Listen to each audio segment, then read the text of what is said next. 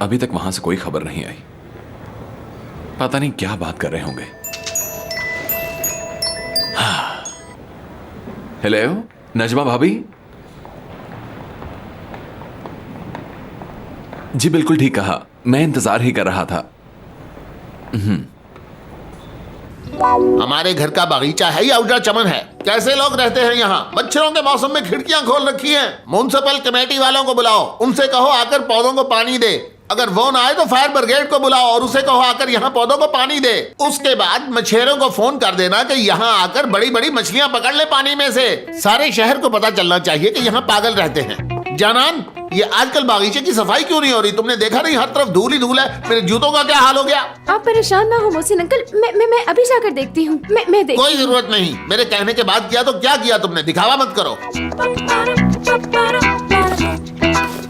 ओह बाबा जान, कल तो मैं जैसे तैसे करके नॉर्मल हो गई थी, लेकिन सच पूछे तो मैं उस फैमिली का नाम भी नहीं सुनना चाहती। बाबा जान, आप उन्हें माफ कर दें, लेकिन मैं नहीं करने वाली।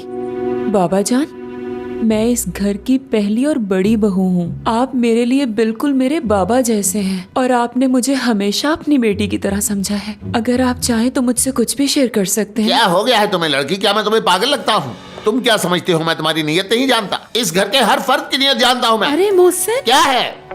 बाबा जान मेरी बात तो सुने। देखो, मैं तुम्हें एक मौका दे रहा हूँ और ये मौका आखिरी होगा। मैं तुम्हारी नीयत से अच्छी तरह वाकिफ हूँ। तुम सोचती हो आयशा चली गई, अब पूरे घर में तुम उछल कूद करती फिरोगी, मगर तुम्हारी दाल नहीं गलेगी। क्या हो गया बाबा जान? क्या? मोहसिन, क्या है? अब तुम कहाँ जा रहे हो मुंह उठाए?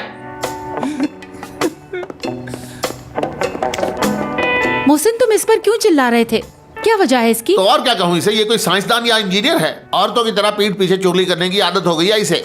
और तुम भी जरा सोच समझ कर मुझसे बात किया करो। बिना सर पैर की बातें करके मेरा दिमाग मत खाया करो। तुम्हारी यही बातें सुन सुन के 40 साल से तंग आ गया हूँ मैं। वाह, हुरिया को डांट कर भी तुम्हें सुकून नहीं मिला, फिर तुमने समीर को भी डांट दिया। अब तुम मुझ पर चिल्ला रहे हो। मैं तुम्हारी किसी भी बात का जवाब नहीं देना चाहती। मैं जा रही हुरिया हूँ। ही नहीं, समीर भी रो रहा है। उसकी बीवी को कुछ कह दो तो वो भी रोने लगता है। जरा जरा सी बात पर रोने बैठ जाता है बस। अगर उसकी बीवी के बाल डाई ना हो तब भी रोने लगता है। वो पार्लर ना जाए तब भी। सब मुझे इल्जाम देते हैं, हालांकि इस घर में सब पागल हैं। कहाँ फंस गया मैं?